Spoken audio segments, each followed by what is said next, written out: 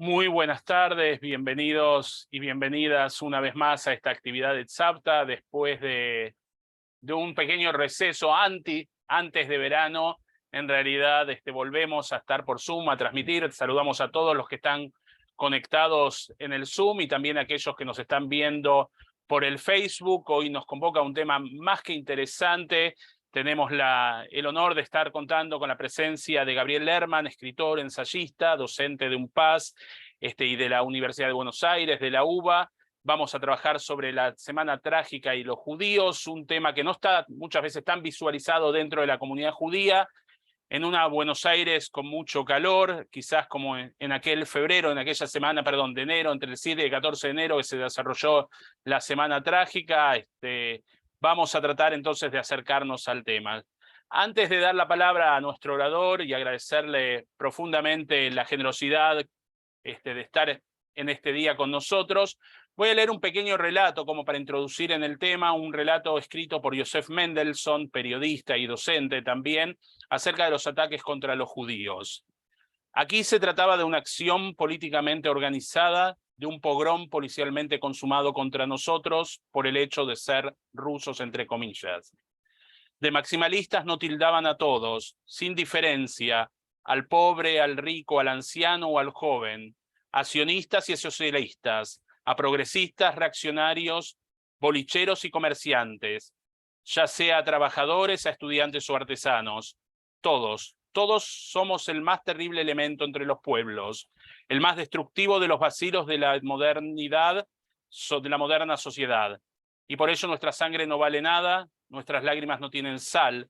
Por eso debe cada radical, cada juez, burlarse de nuestros ancianos y torturar en los calabozos y mazmorras de los departamentos policiales a nuestros jóvenes y a nuestros encanecidos padres y abuelos, imponiéndoles tales torturas y sufrimiento que solo pueden ser comparados con los métodos inquisitoriales que empleara la madre patria de la Argentina, a la cual quizás le fueron transmitidos por herencia. Fue tal la violencia desatada contra los judíos que supera todo lo acontecido en el siglo pasado y en el actual en Europa Oriental. Todos ellos fueron un juego de niños en comparación con lo que ocurrió en las calles Lavalle, Bermejo y Anchorena. Hago una pausa, la calle Bermejo, para quienes conocen el 11, es la actual calle Jean Jaurès. Ecuador, Billinghurst, Valentín Gómez y otras. Pamplina son todos los pogroms al lado de lo que hicieron contra ancianos judíos en las comisarías séptima y novena y en el departamento de policía. Jinetes arrastraban a los viejos judíos desnudos por las calles de Buenos Aires, les tiraban de las barbas, de sus grises y encanecidas barbas, y cuando ya no podían correr al ritmo de los caballos, su piel se desgarraba raspando contra los adoquines, mientras los sables y los látigos de los hombres de a caballo caían y golpeaban intermitentemente sobre sus cuerpos. Este texto, repito, es un relato de Yosef Mendelssohn, contemporáneo a aquella época. Y aquí, sin más introducción, paso la palabra a nuestro invitado del día de hoy, a Gabriel Lerman. Gabriel, muchas gracias por estar. Te podés desmutear y... A ver si... Me parece que le se cayó la conexión. Vamos un segundito a pedirle que se reconecte. Si quieren ir escribiendo de dónde nos están escuchando, así después los mencionamos.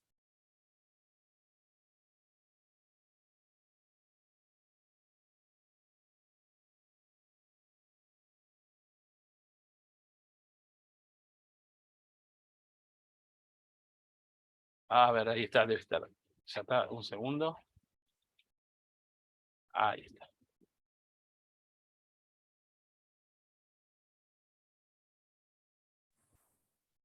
Hola, buenas tardes. Ahí estamos, Gabriel. ¿Escuchaste la introducción? Sí, sí, perfectamente. Perfecto. Bueno, muchísimas gracias ahora nuevamente.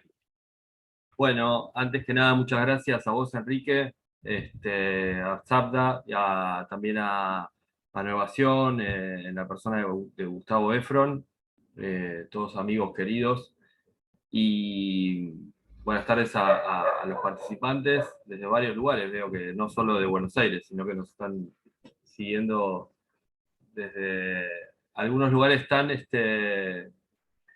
interesantes y lejanos como por ejemplo Barcelona, vi por ahí. Y otro de los, así como el texto que vos decías de Mendelssohn hablaba de los rusos, que es esa época en la que empieza a utilizarse en Argentina, en nuestro medio, el término ruso, evocando al inmigrante con cierto afán peyorativo.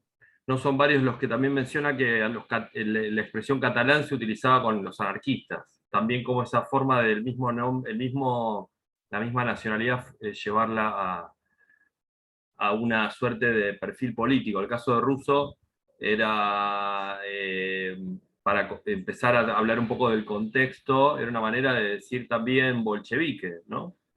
En aquel momento. Hay gente de Rosario, de muchos lugares interesantes. Bueno, yo ahora voy a poner algunas diapositivas que quizás condensan un poco la información, pero no porque quiera convertirlo en una clase, más que nada es una conversación y una charla esto, pero quizás haya algunos datos a tener en cuenta. En principio, ¿por qué me acerco al tema? No soy historiador, no hice una tesis sobre lo que podríamos ya empezar a llamar Koshmar, y ahora vamos a decir por qué Koshmar, la palabra de Yiddish que es tormento, que es un poco esta singularidad del pogrom de Buenos Aires. Retengamos la palabra Koshmar. Yo me acerco como, en principio, como editor de un libro que muchos conocen, que es ni más ni menos que la crónica de aquellos días del escritor, en ese momento reciente, joven, reciente emigrado de Polonia, Pini Eval, que es uno de los fundadores de Die Zeitung. Un libro que él lo escribe 10 años después, en 1929, y lo publica, que es una crónica sobre esos días de la Semana Trágica, que son efectivamente los días que van del 8 o 9 de enero al 12 o 13. Estos, hace poco tiempo se cumplieron 100 años y hoy estos días se están cumpliendo 104 años. No todos los días fueron iguales, no todos los días, digamos, acontecieron las mismas situaciones. Y ahora vamos a pensar un poco el contexto, porque el episodio Koshmar, la Semana Trágica de los Judíos, tiene un doble silencio, digamos. Hay un doble silencio que encubre este acontecimiento. Y decimos acontecimiento porque fue una masacre, porque fue una matanza política, y porque además en sí mismo, ese desborde y esa desmesura constituye un acontecimiento que va a lastimar el alma judía argentina fuertemente. Esto nos animamos a decir y a pensar. El doble silencio es que lo que estaba aconteciendo en Buenos Aires era la huelga metalúrgica de los talleres Bacena, cuya plaza principal estaba en el Parque Patricios, en lo que hoy es la zona de la Plaza Martín Fierro. Apenas se conserva un pequeño muro donde hay unas placas. En esa época los talleres Bacena eran como si hoy uno dijera Techín, era la principal empresa metalúrgica de Argentina y de prácticamente Sudamérica. Había una huelga desde diciembre del 18, cuyos pliegos eran los de la época: el respeto de la jornada de trabajo, el descanso dominical, el pago en pesos, cosas elementales.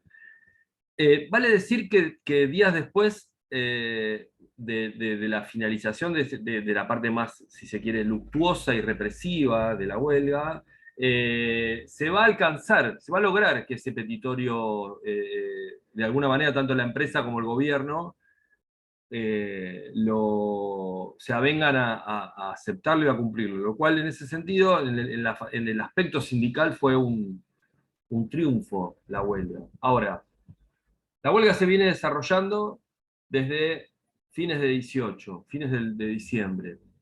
Y hay un momento particular, después de una refriega y el asesinato de de 2 o 3 obreros en las puertas de la fábrica, que se produce al día siguiente el cortejo fúnebre hacia Chacarita, por la avenida Porredón, luego Corrientes, y es en el momento del cortejo fúnebre, la mención al calor y al tórrido verano que hacía Enrique recién, hay que pensar que estamos en la misma ciudad y con el mismo calor, solo que 104 años antes y sin aire acondicionado y prácticamente sin ventiladores tampoco. Entonces hay que pensar en ese calor en la ciudad. Y hay una reacción durante el cortejo. La policía reprime el cortejo, se vuelve como más incierto el panorama.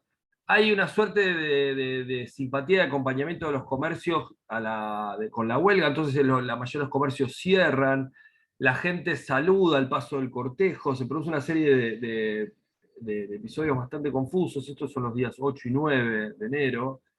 Y en algún momento el gobierno, por un lado, pero sobre todo las patronales del momento, empiezan a advertir que han perdido el control, o por lo menos estiman que han perdido el control de la calle, digamos. Hay una suerte como de paranoia muy fuerte. Y ahora sí hago un paréntesis y me voy al contexto, porque estamos hablando de ni más ni menos de un gobierno radical que lleva no más de 2 o 3 años, es el primer gobierno elegido democráticamente en la historia argentina, el gobierno de Irigoyen. Los que van a protagonizar la represión por parte del Estado oficial son ni más ni menos que 2 personas muy conocidas, el teniente general Luis de Lepiane, el nombre de una de las autopistas de acá más conocidas, y el Pidio González, jefe de la policía de la ciudad, 2 connotados radicales y que a su vez, y que a su tiempo han reivindicado largamente la represión y han estado muy enérgicamente en favor en ese momento del control. Pero va a aparecer un elemento muy novedoso y que va a tener una triste vida pública en los años siguientes, que todavía no lleva el nombre exactamente de la Liga Patriótica, pero que es efectivamente una convocatoria paramilitar, donde las patronales, reunidas en el Centro Naval, y esto está contado de muchas maneras absolutamente explícitas, en memorias de los propios militares. Juan Forn, el escritor joven, habló de su abuelo paterno, el general Domecq, que se producen varias reuniones en el Centro Naval, donde directamente y lisa y llanamente se convoca, se recluta a 500 jóvenes bien, se dice ahí, se habla de los niños bien de la época, chicos de dinero, se reparten armas, más de 500 revólveres Colt, y se da la orden de salir a cazar judíos. Entonces, esto es a los barrios emblemáticos de la época y actuales también, Once y Villa Crespo. Y ahí hay que reconstruir un poco, digamos, el escenario de paranoia, cuál es la configuración, digamos, si se quiere, político-cultural de esa orden, de esa consigna, de esa especie de ensañamiento particular. Entonces, sí, vale la pena mencionar algunas cosas, ¿no? Estamos hablando, si uno ubica el calendario de la época, pensemos que digamos, la circulación de las noticias tenía mucho mayor lentitud a la actual. Hoy nos enteramos en pocas horas, minutos, lo que acontece en casi prácticamente cualquier lugar del mundo. En aquel momento había que considerar lo que eran el rol de los corresponsales, las primeras agencias de noticias, la relación que podían llegar a tener los diarios importantes, incluso con todo el nivel de censura que había. El diario principal que fue durante años de la colectividad judía, el Yiddish Zeitung, recién estaba fundándose esos meses, precisamente por un hombre que yo nombré hace un rato y que vamos a ver ahora de carácter central, que es Pini Eval, y que apenas imagínense ustedes el tipo de información que ellos podían manejar. Ahora, ¿qué pasaba en el mundo? Si nosotros ubicamos el calendario incluso ruso, está corrido, está adelantado, pero uno podríamos pensar que no pasó ni siquiera un año, apenas 12 o 13 meses de la Revolución Rusa. La Revolución Rusa fue a fines del 17, nosotros estamos a fines del 18, primeros días de enero del 19. Revolución Rusa que por supuesto está impactando en toda Europa.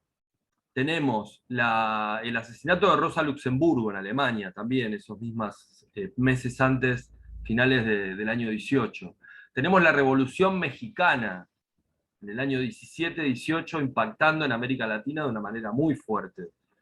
Tenemos un episodio muy poco investigado y que sí toca de manera directa al radicalismo, de manera, en este caso, interesante, que es la reforma del 18 que se produce en Córdoba, a mediados de la reforma universitaria en la Universidad de Córdoba, que a su vez va a tener un fuerte impacto en todo el ideario latinoamericano, de las fuerzas nacionales, populares. Entonces, lo que muchos está también, y los que conozcan también la historia catalana no me lo van a poder explicar mejor, está lo que también se conoce como la Semana Trágica de Barcelona. Hay historiadores que hablan del trienio rojo. Estamos hablando entre los años 17, 18, 19, un momento de ingreso en el siglo XX, que por supuesto después la Primera Guerra Mundial va de algún modo a desplazar, en cierto modo, pero que es un momento de mucha agitación moderna, digamos, moderna porque tiene que ver ya con cosas que toman características tanto en huelgas como en ciudades que ya tienen un nivel de estructura, infraestructura diferente a lo que son las revueltas del siglo XIX, incluso la Comuna de París, etc. Estamos hablando de ciudades modernas. Buenos Aires, con todas sus características, ya es una ciudad en ese momento con bastantes eh, desarrollos urbanos.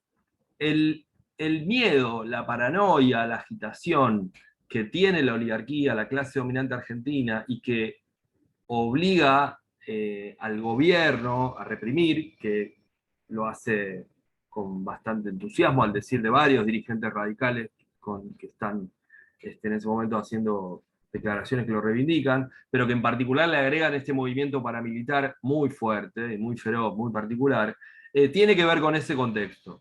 Y con un agregado particular, en el año 1909, 10 años antes, quien había matado en la víspera del centenario a Ramón Falcón, Simón Radovisky, anarquista judío, también había sido,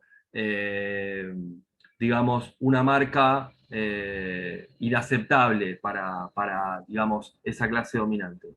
Pero también esta clase dominante, y no me voy a extender, pero sí lo vamos a dejar planteado, es la que cuando escribe el preámbulo de la Constitución en 1853 y habla de que este país va a recibir a todos los habitantes del mundo que quieran habitar el suelo argentino, en ese momento del gobernar poblar de Alberdi y de, digamos, este llamado universal que hacen Sarmiento y todas las personalidades ilustradas de Argentina, tienen que ver con una convocatoria a la migración europea en ese momento, en 1860, 1870, en oposición al gaucho. En ese momento el gaucho, el habitante de la tierra, de las provincias, los caudillos, aparecen estigmatizados, ¿no? Debe civilizarse ese habitante. Sin embargo, 30 o 40 años después, cuando este país ya toma las características y las configuraciones de esa migración, porque no nos olvidemos que este país prácticamente duplicó o más su población a partir de todas las políticas que promueven la migración, y es a través de las cuales vienen nuestros abuelos, nuestros bisabuelos, judíos. 30 o 40 años después de ese llamado, produce un movimiento inverso. Para el centenario, y esto lo hemos visto en un montón de textos, de convocatorias, hay un cierre simbólico en el cual, por supuesto, está Lugones con la Oda del ganado y las mieses, la entronización del Martín Fierro como gran texto, pero el modo en que él se entroniza en ese momento bajo un recurso nacionalista fuerte, promueve una suerte de reacción inversa a la de 40 años antes. Ahora la xenofobia es contra el inmigrante. Ahora el inmigrante tiene que, digamos, nacionalizarse compulsivamente, tiene que aceptar determinado tipo de disciplina que básicamente está ligado esto a cierto modelo ya en ese momento a punto de empezar a mostrar sus primeros límites, el que se suponía que era el modelo exitoso de agroexportador empezaba a mostrar sus límites. Ahora, ¿por qué en el centro de Buenos Aires, esta ciudad tan importante de Sudamérica, se produce este acontecimiento? A ver si puedo compartir en este momento la...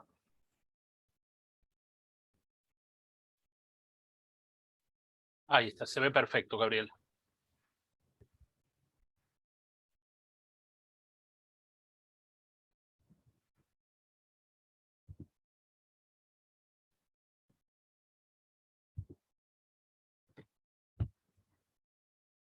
Lo que se ve es un mapa de más o menos cómo era la ciudad de Buenos Aires en el 16. Van a ver que la mancha urbana todavía, si bien está delimitado lo que ya conocemos como la General Paz, que la General Paz recién se construye en la década del 30, pero esa demarcación de la forma de Buenos Aires ya estaba. Sin embargo, la zona urbana, eh, digamos, no ocupa todo lo que actualmente vemos como lo que es la ciudad, pero ya estaba bastante tupida, bastante avanzado en lo que es las características. Ya podría pensarse que las avenidas Pueyrredón, las avenidas, bueno, los lugares que Piñeval, el escritor judío que va a escribir su crónica, narra, está muy, muy claramente delimitado con nombres, con números de calle, como decía Enrique recién, Bermejo, Jean Lloré, Ecuador, la propia Avenida Porredón. Anotamos ahí algunos lugares. Taller Bacena, decíamos, es en Sánchez de Lora y Cochabamba, en la Plaza Martín Fierro. El 10 de enero del 19 asaltan los locales de los centros de obreros panaderos, obreros peleteros judíos. En la Avenida Porredón se ataca la Asociación Teatral Judía. No solo se atacaba a los judíos, dice Piñeval, también se atacaba a los gallegos y catalanes, por momentos epíteto anarquista, y contra los extranjeros en general. Sin embargo, el odio contra los judíos tenía un carácter especialmente notorio, global e indiscriminado.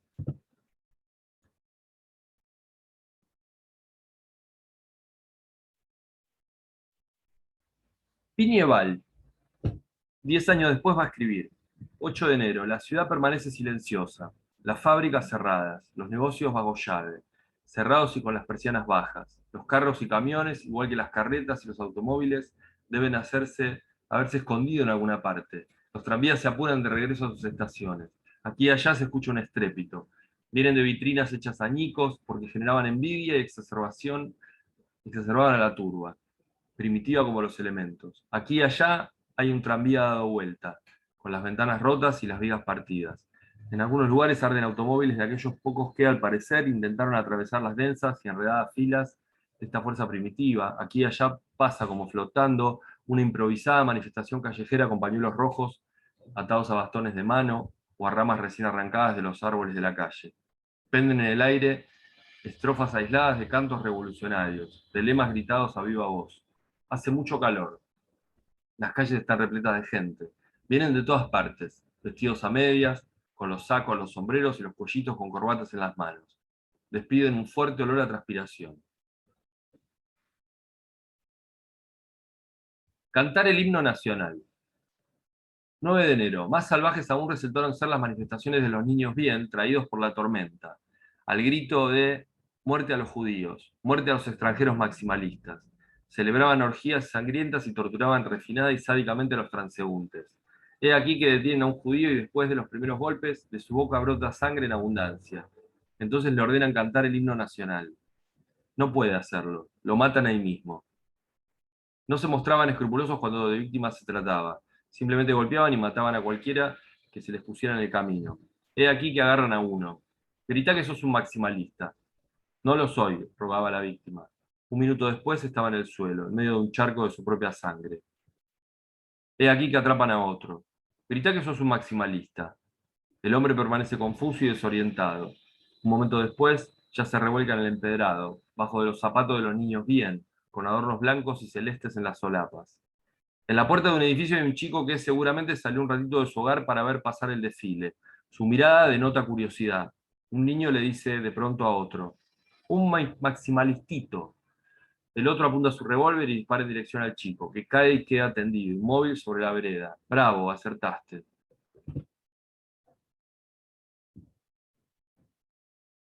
¿Quién es Pinieval? Nació en 1886 en Polonia, en Tomaszów. Pionero de la primera corriente migratoria de obreros judíos a la Argentina. Tenía apenas, si hacemos la cuenta, 15, 16, tendría unos, sí, 30 años ya, ¿no? Había llegado a la Argentina después de lo que es el levantamiento ruso en 1905. Se casa con Rosa Weinstein, tiene 2 hijas, Eva y Flora, 4 nietos. Si bien se lo conoce por Kошmar, la obra de Wall no se reduce a este libro. Admirador de los hombres de Mayo y de su ideario, Wall estudió con pasión la historia argentina y escribió profusamente sobre figuras relevantes, Belgrano, San Martín, otros personajes. Fue periodista educador, hasta el año 66 fue docente, director del Yiddish Zeitung y director de escuela también. Uno de esos días, en uno de los locales de la calle Ecuador, lo detiene la policía a Pinieval y lo acusan de ser el presidente de un soviet, del soviet que se estaba, para la policía, para el poder que se estaba pergeñando en Buenos Aires. Porque ya no era el problema la huelga, sino lo que estaba pasando en la calle. Lo llevan al departamento de policía, lo torturan, primero en la comisaría, séptima, luego lo llevan al departamento de policía, que lo tienen detenido varios días. Y para conocer, digamos, lo que él cuenta, obviamente les recomiendo que lean Kошmar. Esa palabra que nosotros tomamos como para nombrar el acontecimiento, es la que él utiliza para darle nombre a su crónica. En mi cabeza resonaban estas frases: el dictador, el presidente, la bomba. Yo había bebido sangre como señal del juramento que había prestado por hacerme cargo del liderazgo del levantamiento. De pronto sentí punzada, como de agujas, en la parte hinchada de mi rostro. Mi boca ensangrentada había explotado. Estallé en risas.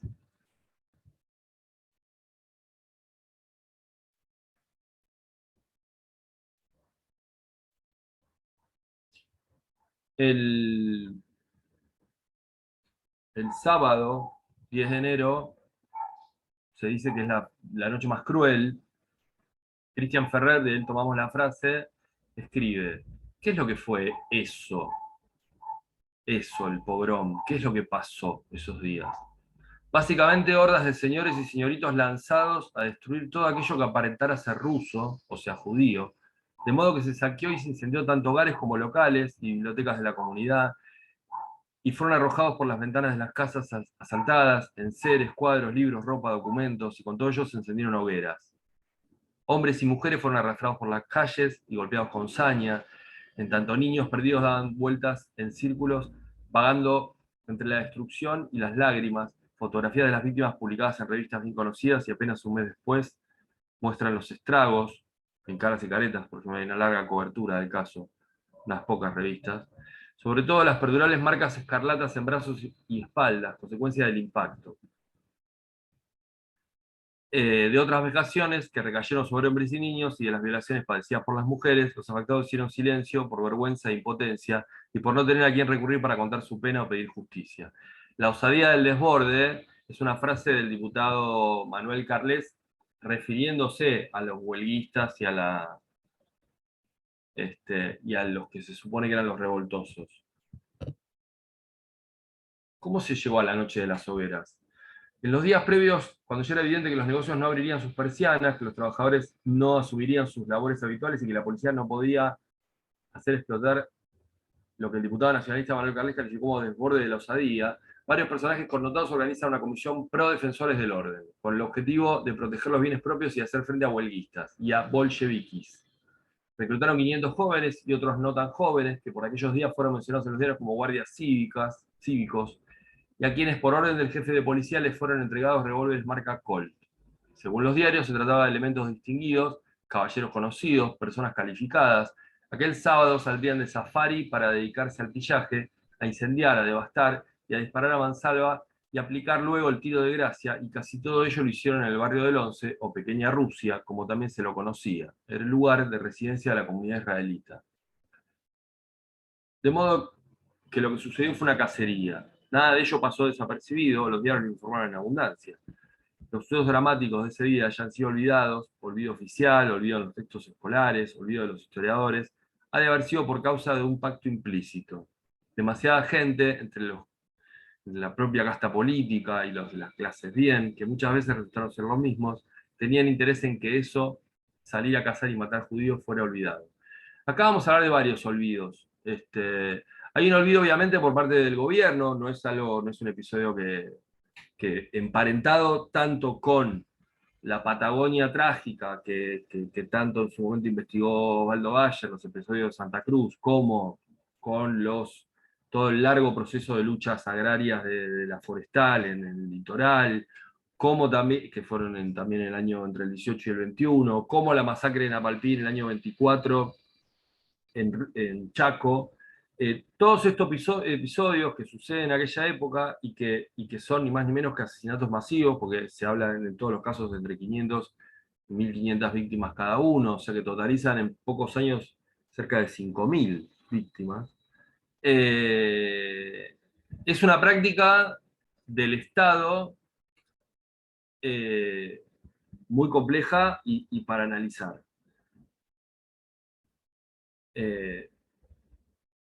El otro silencio que aparece sobre Kошmar, sobre la Semana Trágica de los Judíos, es de la propia serie de la historia del movimiento obrero y izquierda. Las historias del movimiento obrero y las izquierdas, escritas por el anarquismo, en el caso de Abad de Santillán, el propio socialismo a través del diario La Vanguardia, por supuesto que hacen centro y foco en la huelga metalúrgica, que es digamos, el principal centro de atención. Y todo la represión, tanto la represión conocida de cuando recorre el centro de Buenos Aires el cortejo fúnebre hacia Chacarita, aparece todo subsumido bajo la parte de represión en general. Y hace una mención lateral al pogrom antijudío. Ahora, en 2 o 3 días se asesinaron cerca de 1.500 personas, de los cuales su gran mayoría eran judíos. Y acá viene el otro silencio. La propia comunidad judía, que tiene frente al hecho diferentes reacciones, también cae prontamente en el olvido o en todo caso en algún tipo de recordatorio casi siempre ligado a los referentes judíos más asociados a las luchas sociales, pero no tanto a lo que el espíritu que bien resume Enrique del texto de Mendelssohn, porque es un texto dicho con mucho dramatismo desde lo judío, pongámosle. Tratemos quizás por un momento de no pensar necesariamente en la huelga o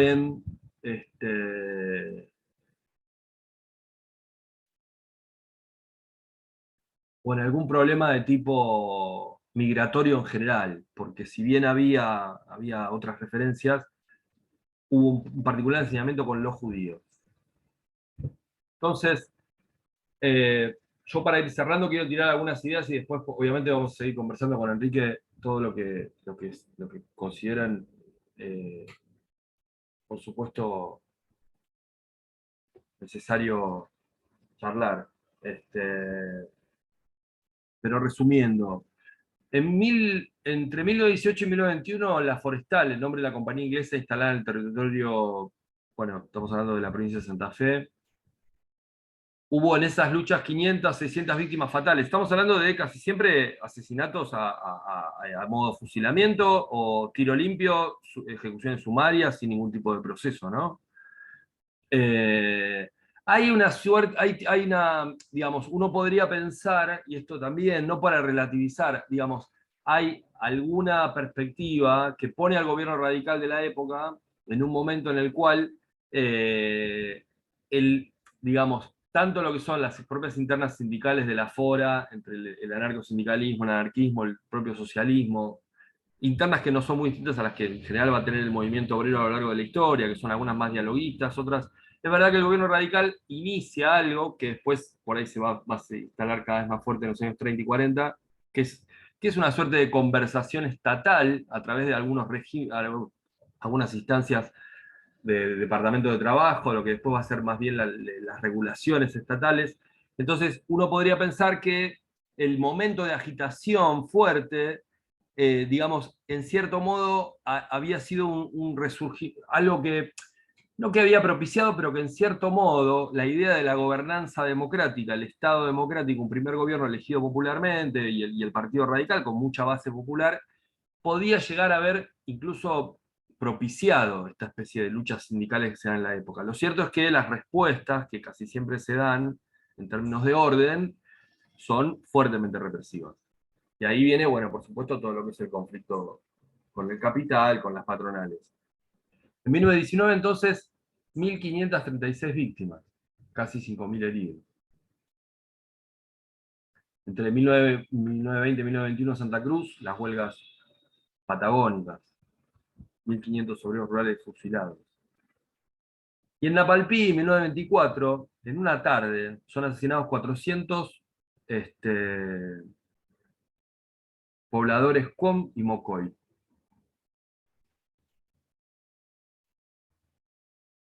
En muy pocos años.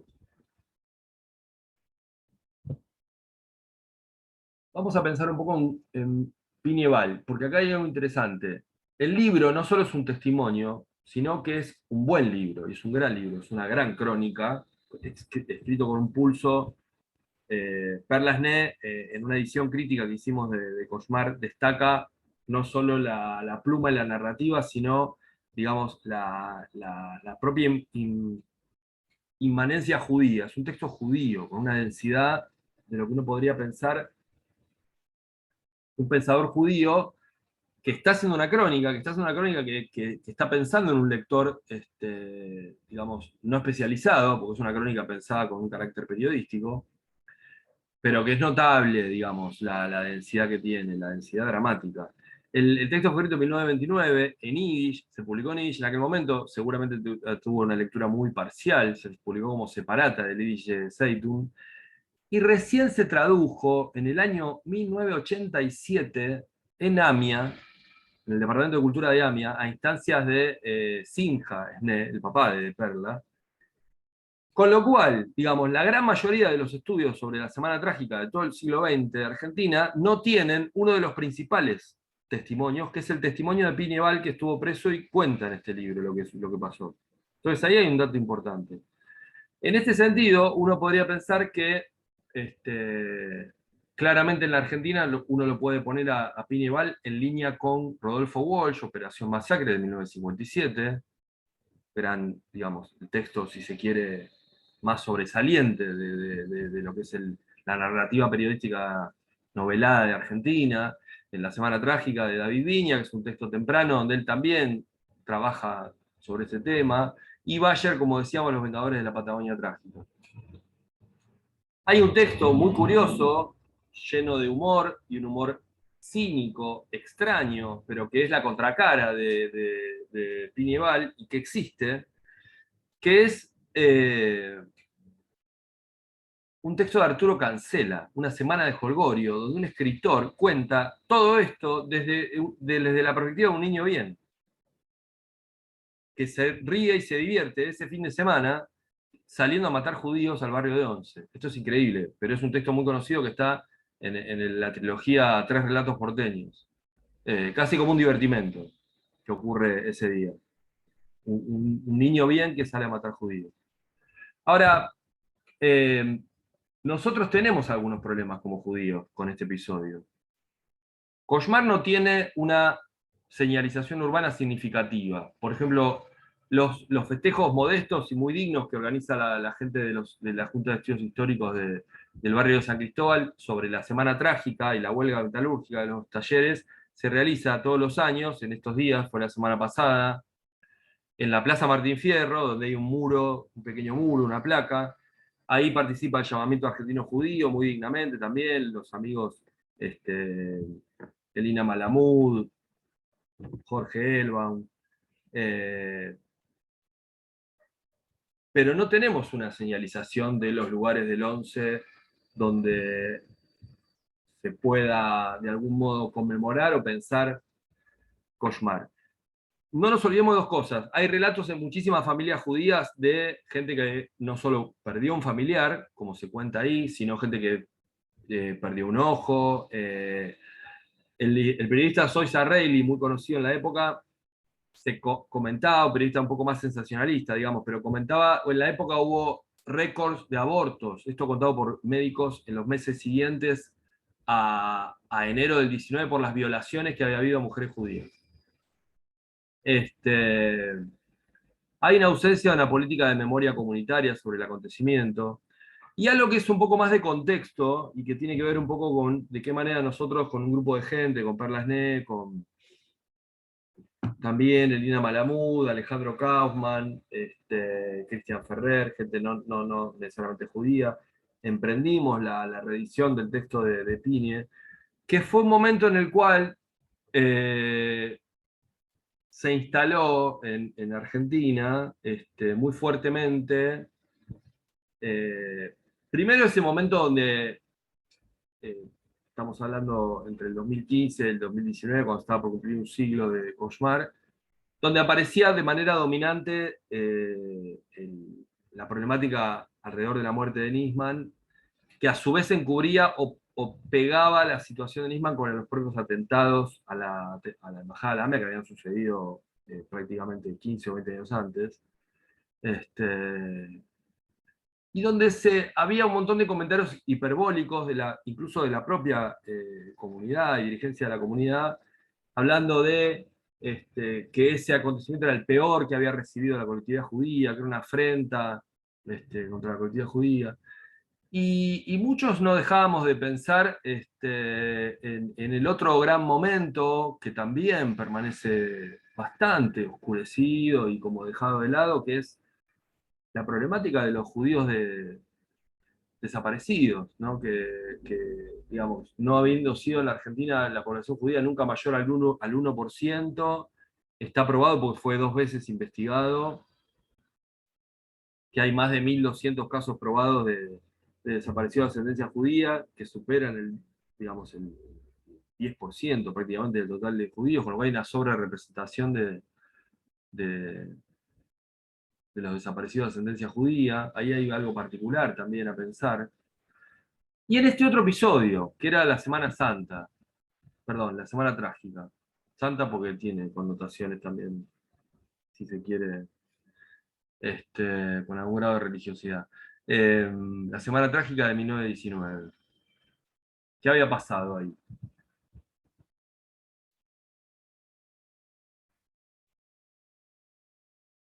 No me quiero extender, pero que el texto haya sido escrito en Yiddish también fue una especie si se quiere, de pelea contra el olvido, otra forma de pelear contra el olvido.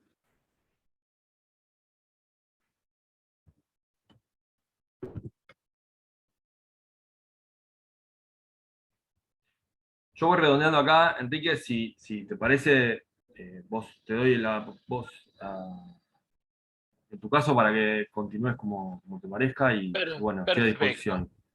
Bueno, ante todo, muchísimas gracias por la exposición, rica en información y en pensamientos que has aportado para todos. En realidad, después vamos a pasar preguntas y comentarios que quiera hacer la gente por medio del canal de chat, y estaba buscando ahí uno de los comentarios de Pepe Adasco, era sobre el tema de la incipiente comunidad, ¿no?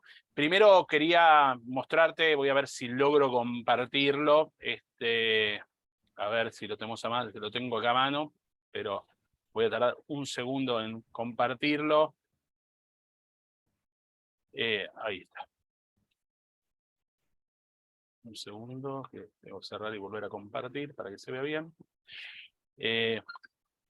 Este texto, ¿no? Lo conoces, Gabriel, 150.000 israelitas, ¿no? Que fue una pegatina en realidad de carteles que hicieron de cierta manera para desligarse, ¿no? Leo un fragmento, por lo menos invocando la protección de Dios, fuente de toda razón y justicia, la colectividad israelita se dirige a la conciencia de todos los argentinos para que todos los argentinos acudan a asegurarle los beneficios de la libertad prometida en la Magna Carta, cuyas instituciones hemos respetado invariablemente. Una obcecación popular o un sobresalto patriótico ha sembrado en nuestros hogares el pánico y la desidia desde hace 5 días, como si revivió en las calles de Buenos Aires. Bueno, un poquito es dirigiéndose al público en general y de cierta manera también desligándose de aquellas personas judías que pertenecían a grupos de obreros.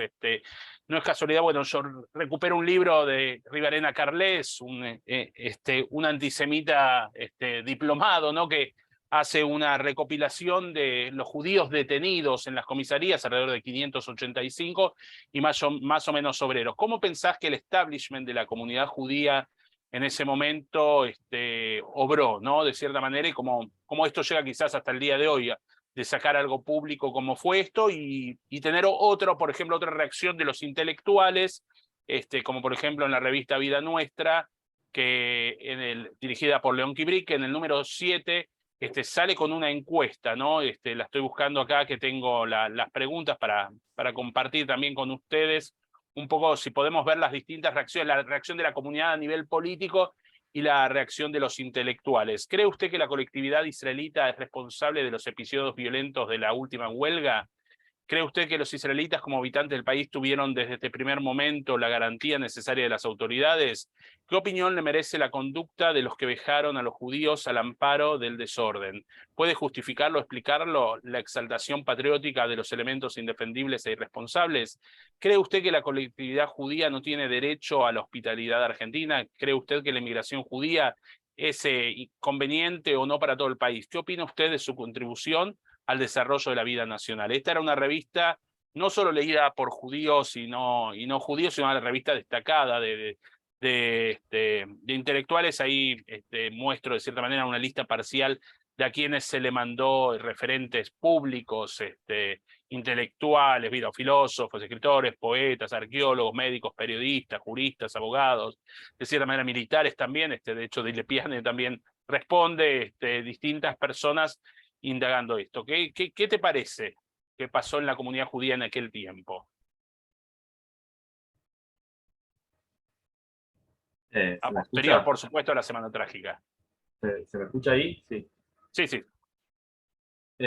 Mira, yo sería un poco irresponsable si dijera una opinión así muy taxativa, porque no tengo identificada la fuente. Nosotros venimos charlando con vos tuve acceso a algunos fragmentos de, por ejemplo, una suerte de acta de vos me vas a ayudar con el nombre, el antecedente de la Keilah, La Hebre Kadisha. claro, una reunión que lo que después fue la AMIA, donde de ese mismo mes, donde se discute, digamos, en una reunión de comisión directiva, que seguramente no, muchas otras cosas tal vez no se han dejado por escrito. Yo creo que ahí hay, me parece, esto es una intuición, y por eso a propósito mencioné el caso de los desaparecidos judíos, porque también está lleno de problemáticas muy, de diferente tipo digamos, tenor ahí. A mí me parece que hay una primera reacción que debe haber sido de pánico realmente, genérica, digamos, donde incluso podían llegar a estar también, en cierto modo, sentir cierta damnificación, lo que en ese momento eran los galeritas, que era lo que podría ser lo más parecido a la oligarquía de las clases altas judías, porque las había, lo hemos conversado, o sea, estaba el inmigrante de rico judío que hacía grandes negocios y siempre lo hubo, digamos, y probablemente hayan tenido algún tipo de, digamos, si se quiere, de prevención. Yo creo que ahí me parece que habría que distinguir por organizaciones, como también hay que siempre pensar en que no es lo mismo un club deportivo que la Embajada de Israel, que la AMIA, o que una entidad de pensamiento independiente, digo, son diferentes tipos de responsabilidades. imagino que frente a semejante episodio hay algunas primeras cuestiones que tienen que ver con garantizar, digamos, la propiedad, la no pérdida de determinado tipo de control sobre los barrios, la llave de tu casa, los edificios. Claro, me parece que ahí lo está diciendo José. Digamos, me parece que tiene diferentes niveles. Por eso yo hablo de acontecimiento, porque me parece que la palabra acontecimiento, incluso desde el punto de vista filosófico, genera un impacto que amerita pensarlo de diferentes maneras. Me parece que hay un primer nivel de reacción de protección que tiene que ver con un orden, digamos, de responsabilidad, decir, bueno, ¿qué hacemos frente a esto? Porque, digo, somos una colectividad pequeña en un país realmente amenazado, ¿no? Ahora, hubo gestos como ese que vos lees, confuso, no tan confuso, quizás queriendo hacer como más papista que el Papa. Hubo otros gestos similares, por ejemplo, en la provincia de Entre Ríos hubo la Keilá del lugar, no recuerdo exactamente el nombre, se asocia a la Liga Patriótica, haciendo un gesto de buenaventura, de buena, ¿no? de buena señal con la Liga Patriótica. Después hay un momento en el cual creo que también con esto, digamos, lo estudió mucho Hermann Schiller, que también trabajó mucho sobre la Semana Trágica, el periodista Hermann Schiller, que ha hecho un gran trabajo sobre este tema.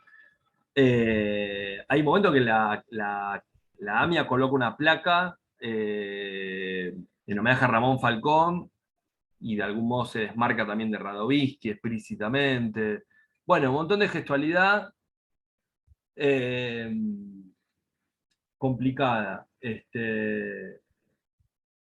No quisiera abundar, porque me parece que uno podría pensar en términos de... No me parece que el punto sea tampoco encontrar la culpabilidad o no. A mí me parece interesante pensar lo siguiente. Como vos lo decías en general cuando decías comunidad diaspórica, en un momento en el cual no existía Israel, eran migrantes de Europa del Este. Hay que tener en cuenta características muy interesantes. Uno toma las actas de los años 30, bastante más avanzado, mucho después, de la AMIA, cuando había las elecciones. En ese momento, el sector religioso de la comunidad, e incluso el sector sionista, era minoría. La mayoría de los grupos que se disputaban el poder de la comunidad judía en la AMIA eran grupos del socialismo democrático o radicales y del PC. Entonces, también hay que pensar que esa comunidad judía de esa época, de los años 20 y 30, eran en promedio, para lo que podría caracterizarse en la Argentina, una comunidad bastante progresista y democrática, digamos, e incluso revolucionaria. Con lo cual yo no sé si realmente era importante, imagino que sí era importante el poder de los galeritas y el poder de algún sector, pero me parece que en general tenía... Lo que pasa que ahí, claro, entramos en una situación complicada con los radicales, porque yo no sé cuál sería la relación en ese momento con el radicalismo, pero bueno, es un caso complicado.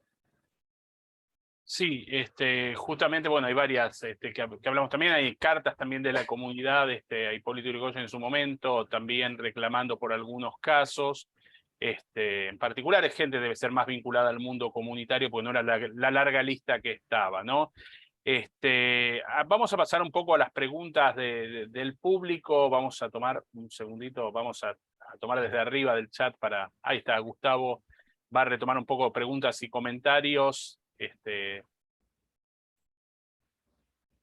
Desmuteate, Gustavo. Bueno, gracias Gabriel por la presentación. Bueno, hay varios comentarios para relevar y algunas par de preguntas. Hay un comentario de Pepe, de José Adasco, que dice, una aclaración, la impresión, hay una representación de los judíos desaparecidos en la dictadura. Hay que diferenciar a la AMIA y la DAIA. La AMIA en el año 2002 instala el Día del Desaparecido Judío en el mes de diciembre. También publica un texto con una recopilación de los judíos desaparecidos, en conjunto de COSOFAM, Organización de Exiliados Judíos en España. La instalación de un monumento a los judíos desaparecidos judíos en el cementerio de La Tablada, parte nueva, al lado de los monumentos a las víctimas de la AMIA y al monumento en memoria a las víctimas de atentado a la embajada, entre otros recordatorios. Sí, y agrego a esto que dice Pepe, que la propia DAIA, si viene cuando colabora con la comisión, con la CONADEP, nunca más, habla de 200 y pico de casos, ahora que está de vuelta hacia atrás, se está volviendo a pensar toda aquella época con la película de Argentina, 1985, años después, pero ya en la época famosa con el juez Baltasar Garzón, en el año 99-2000, por todos los reclamos que hubo, hace una nueva comisión investigadora propia de la comunidad y ahí lleva los casos de 200 y pico que se habían presentado en el Nunca Más a más de 1200, digamos. De todas maneras, Israel es de los pocos países que todavía hoy no ha reconocido públicamente la recepción de exilio judío. Esto es un tema pendiente todavía. Cuando sí lo han hecho países Francia, Holanda, México, o sea, ya hay una comisión en la Knesset hace años y hay gente conocida, Sadov, mucha gente que vive allá, que han muchas veces intentado, y bueno, es un tema pendiente. Pero es un tema también apasionante lo que ha pasado en ese momento con ese tema. Sí.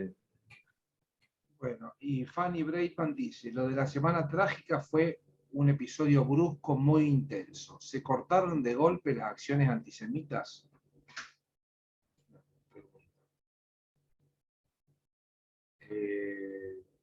Es una pregunta, digamos, ¿no? Sobre si se cortaron en ese momento las acciones o si fue un solo episodio así puntual Sí. o si...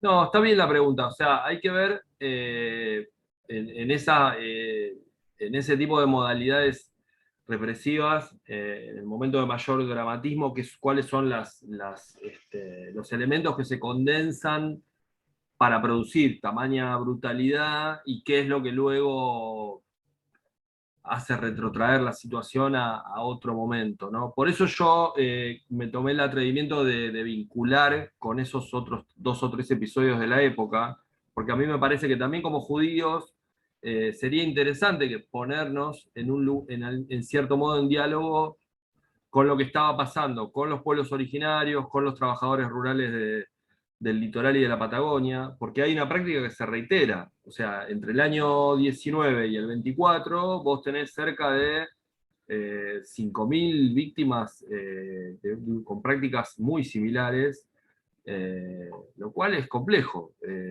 para la época, para la forma. Y hay un tema más. Hace poco estuve, bueno, muchos lo deben conocer, el Museo de Villa Domínguez, en la provincia de Entre Ríos.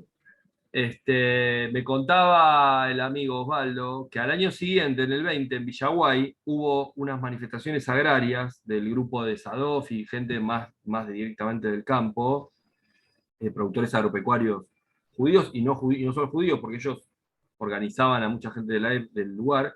Y también hubo una represión muy fuerte en Villaguay, con el gobierno de Entre Ríos en ese momento.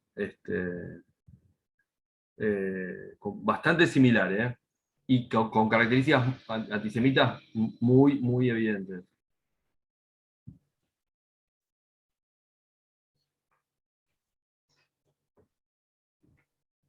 Bien, hay algunos comentarios más acá para leer. Susana, muy interesante la disertación para conocer los hechos aberrantes al maltrato de nuestra colectividad desde hace tiempo.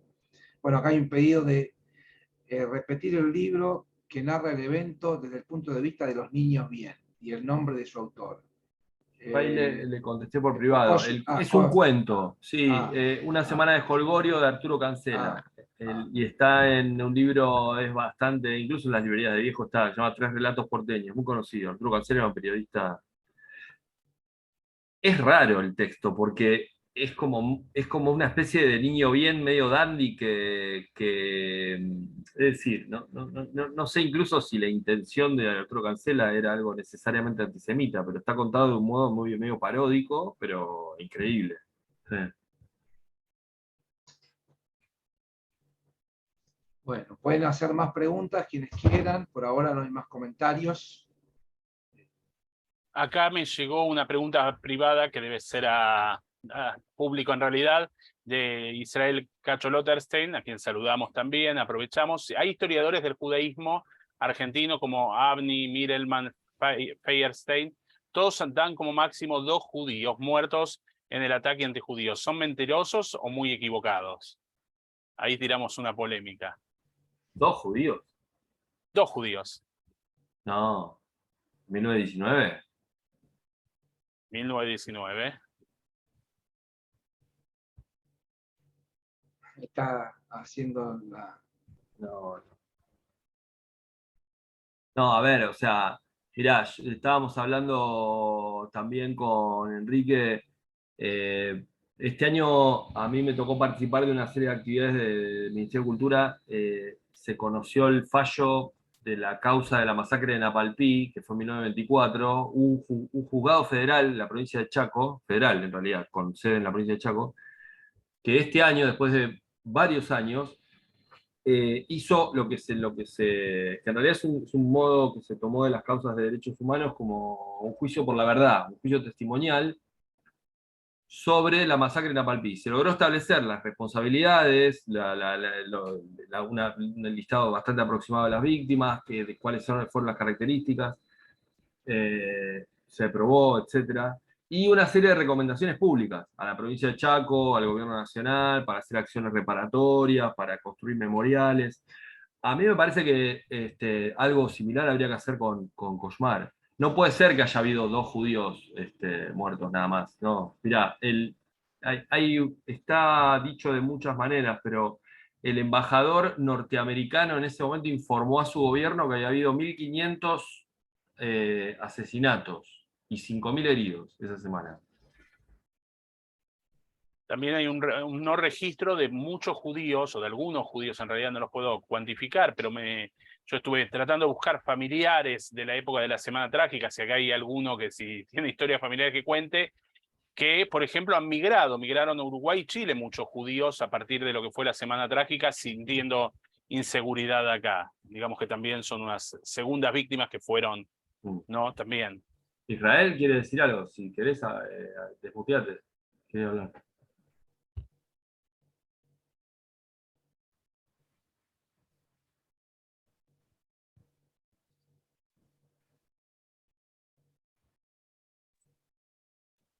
Sí, simplemente quiero acotar lo siguiente.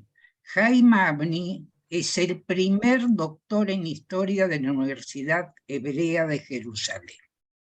Tiene a esta altura 95 años, es profesor emérito, y su tesis fue precisamente sobre la historia del judaísmo argentino.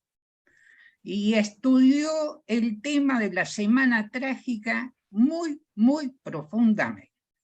Es un profesor, mira, es uno de los historiadores renombrados a nivel mundial.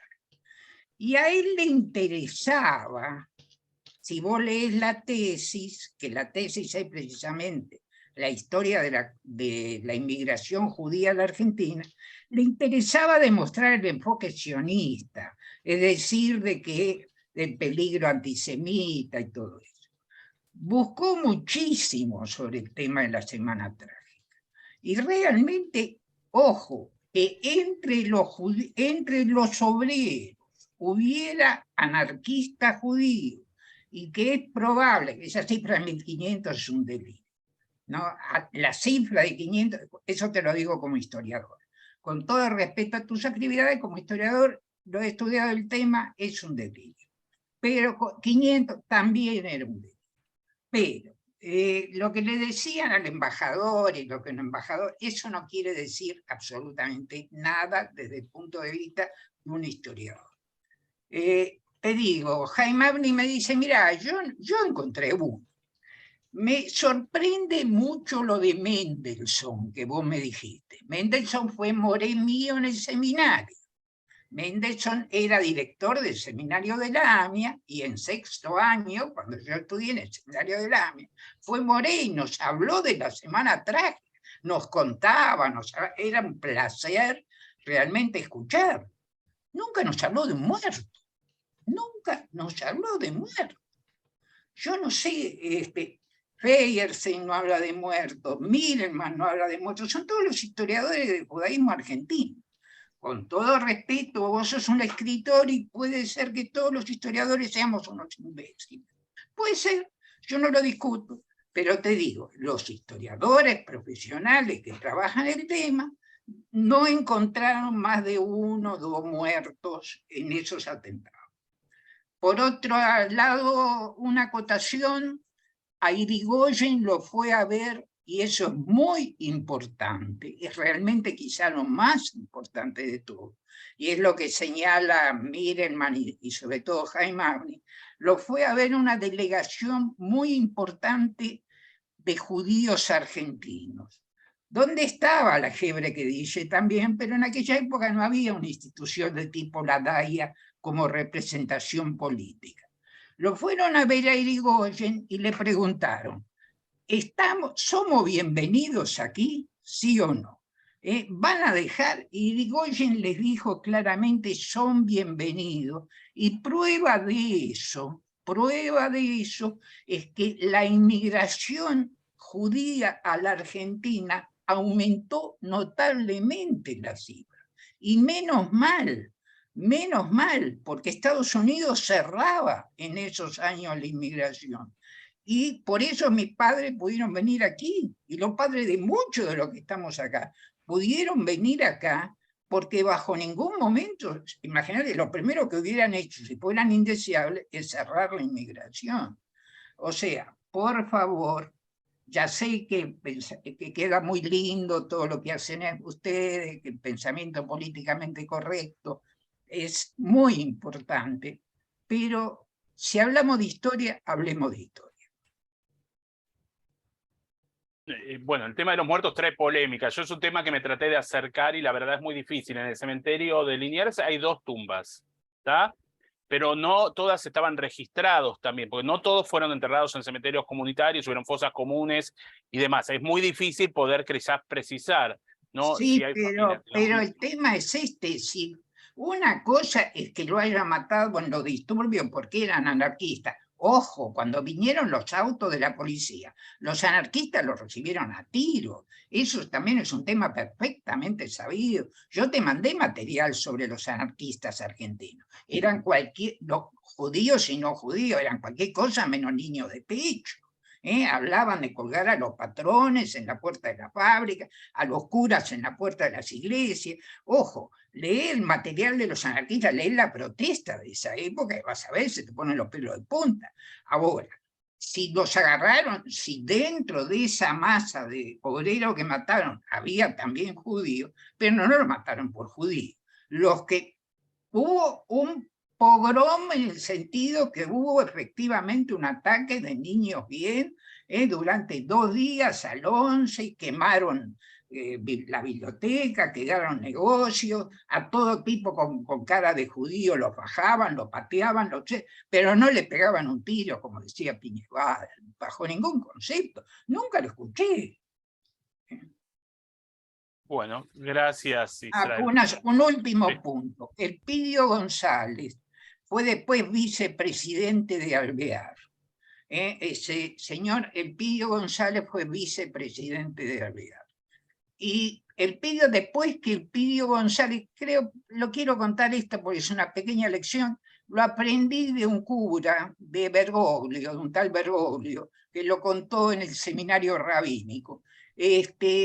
Bergoglio contó que el abuelo de él era carpintero, y era radical, y un día vio venir un señor que vendía anilinas, las anilinas con las que se le daba color a los muebles. Y entonces, cuando ese señor se fue, la abuela le contó, ¿sabés quién es este señor? Este señor fue vicepresidente de la Nación. Y después de ser vicepresidente de la Nación, se ganaba la vida con un portafolio yendo a vender anilina. Se murió en una pensión porque no tenía ni siquiera para alquilar un departamento y casi lo iban a llevar a la fosa común cuando un sobrino se acordó y por eso lo enterraron. En esta época en Argentina, ojo que un vicepresidente en aquella época podía ser así. Bueno, muchísimas gracias, Israel Cacho Lotterstein, por la participación. Gustavo, retomamos las preguntas que eres del público también. Sí. Dice, hubo un desdoblamiento de la Semana Trágica en Brasil. Dice, me parece que es Enrique Samet, entiendo que está hablando desde Brasil. Bueno, después yo publiqué también para descargar el que quiera una edición que hicimos especial de la Semana Trágica en diciembre, cuando estaban por cumplir en enero los 100 años, así que quien se lo quiera descargar, si no lo vio, se lo puede descargar. Un comentario, perdón, Gustavo, sí, quería hacer sí, un comentario a Israel, a Cacho. sí. Me parece que, a ver, hay una, si se quiere, hay una línea de trabajo que uno podría, digamos, muy sinuosa o resbaladiza si uno se pone a discutir por un tema de cifras o de números. Digo, son debates que en general, para este episodio, para cualquier otro, por ejemplo, los de la dictadura militar, siempre llevan a zonas, digamos, bastante como irritativas, porque suponer la gravedad o no gravedad de un hecho por, digamos, por el número, si eran 2 o 1500, es un poco, es complicado. Me parece que en ese caso, Cacho, es abrumadora la cantidad de testimonios desde personas comunes y corrientes desconocidos hasta autoridades públicas, incluso hay comisarios que los cuentan en sus memorias y hablan de 50 judíos asesinados en una tarde. Digo, son demasiados los testimonios, el general Domecq, el abuelo de Juan Fort, que lo cuenta, la gente, un montón de...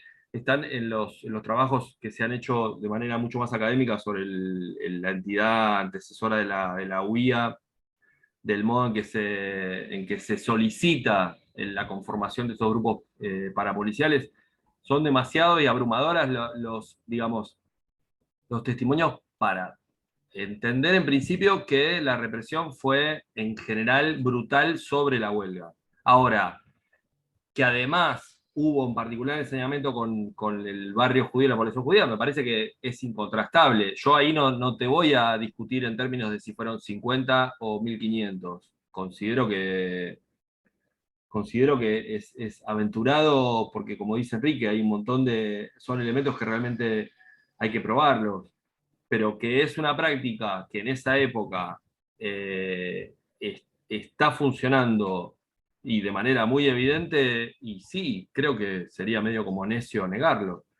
No creo que eso ponga en tela de juicio tampoco, por eso te decía, y lo dije hace un rato, lo que sería ese intento regulacionista del trabajo que hace el gobierno radical de distintas maneras. No se trata tampoco de buscar responsables así de una forma a mansalva. Pero me parece que poner en duda el propio texto de Piñeval, que además no solo que es un testimonio súper interesante, sino que además es bastante riguroso si uno lo contrasta con un montón de referencias urbanas a los propios protagonistas del momento, bastante evidentes. Es lo que dice Caras y Caretas, es lo que dice el diario de la época, que era radical.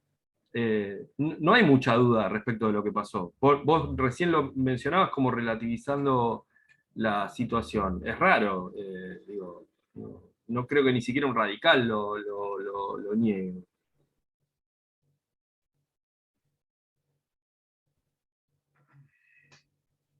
Bueno, hay algunos comentarios más. Gracias, Gabriel. Luego dice Silvia Sorgen, dice, Nahum Solominsky, también profesor de la Universidad de Jerusalén, tiene un libro publicado sobre el acontecimiento. Él entrevistó a Mendelssohn.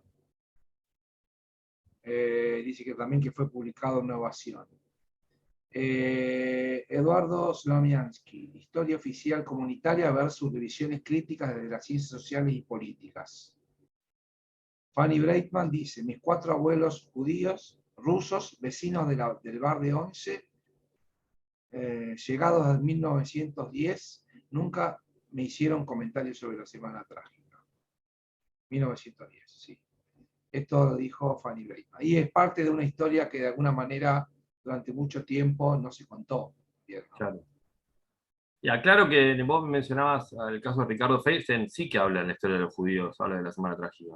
No es verdad que no hable Feinstein de eso. Lo dice con bastante claridad, ¿eh? Hay un artículo muy conocido de Caras y Caretas donde están todas las fotos de los negocios saqueados, con fotografías, negocios saqueados en el barrio de Once. ¿Cuál sería el problema de aceptar que pasó eso? Bien. Dice Pepe Adasco, las comparaciones de cuántos muertos hubo me hacen recordar a los negacionistas de la cantidad de judíos desaparecidos durante la dictadura. Bien.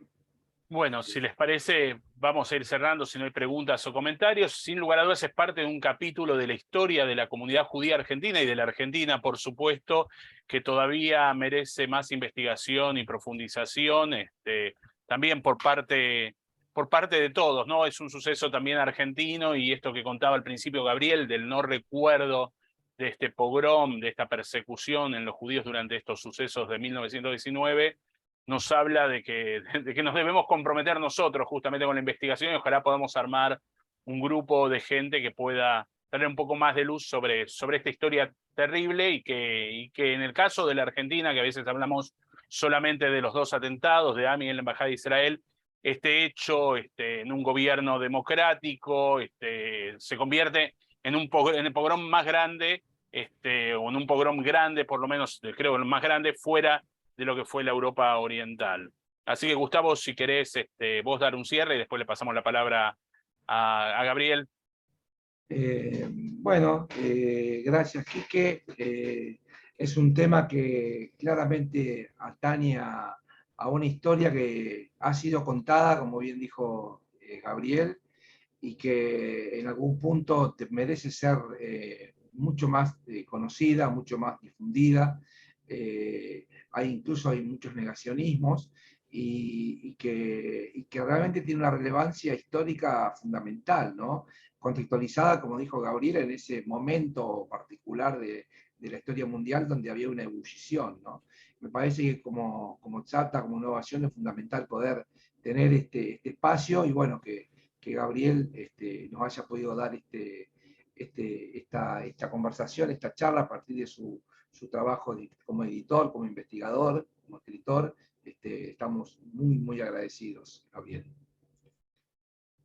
Bueno, gracias a ustedes por haberme invitado, por haber organizado, por haber, siempre es un gusto debatir con ustedes y en general con el público exigente que convocan, que es muy interesante. Y sí, una última reflexión que creo que en la introducción Perla Sné del libro la transmite. A mí me parece interesante que tal vez ahí podemos llegar a compartir algo con Israel que decía recién, que es como siempre, como en última instancia hay algo que se invisibiliza, que es lo judío. Porque así como en 1919 se invisibiliza al judío anarquista, o el maximalista, o al emigrado que viene con las ideas rebeldes de aquella Europa, también hoy se invisibiliza al judío en general. O sea, aparece el judío como subsumido bajo algún tipo de pertenencia occidental, o ciertos alineamientos. No quiero profundizar el tema, pero también lo judío aparece como en tela de juicio, y a veces hay que explicar todavía qué es lo que persiste, lo que pervive de lo judío, o sea, de la identidad judía, de algunos elementos de identidad que son interesantes siempre volver a pensar. Así es, muchísimas gracias a Gabriel nuevamente por tu participación. Buenas vacaciones, pues mañana sale de vacaciones. Decidimos este año sí poderlo volver a convocar. El año pasado justo convocamos, estabas de vacaciones, así que para nosotros es un placer tenerte en estas actividades de Tzavta. Gracias a todos los que se han conectado, a los comentarios, a los que lo han visto por Facebook también. La semana que viene vamos a tener ya un aviso hablando de polémicas, otra actividad bastante interesante sobre justamente lo que está aconteciendo al día de hoy en Israel. El tema, voy a un segundito, ya les paso justo el título: Israel, una democracia amenazada, respuesta de la sociedad israelí civil impacto en las comunidades judías. Vamos a tener 3 oradores, Bibi Wolson desde Israel, Bernardo Sorg desde Brasil y Tomer Pérsico, un gran intelectual de Israel, debatiendo sobre lo que está pasando en Israel en relación a la asunción del nuevo gobierno de Bibi Netanyahu con la coalición nueva. Así que los esperamos, ahí también me imagino que va a haber bastante debate y polémica, ¿no? Así que bueno, para todos buenas noches, buenas tardes donde estén, así que un abrazo grande. Vamos a abrir, la vista de galería para el merecido aplauso para Gabriel por compartir con nosotros. Un abrazo grande y nos vemos en las próximas actividades. Muchas gracias.